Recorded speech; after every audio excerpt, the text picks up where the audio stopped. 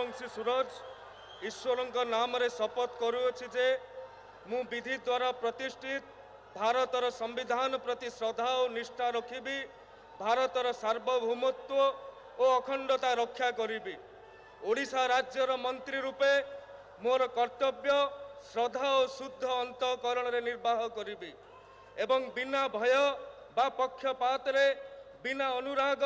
बा द्वेष रे सबु प्रकार लोकंक प्रति संविधान और विधि अनुसार न्याय करिबी। मु सूर्यवंशी सूरज ईश्वर नाम रे शपथ करुअछि जे जेउ विषय राज्यर मंत्री रूपे मोर विचार को अणाजिबो बा मते ज्ञात हेबो ताहाकु एपरि मंत्री रूपे मोर कर्तव्यर समुचित निर्वाह निमित्त जेपरि आवश्यक हेबो तत्भिन्न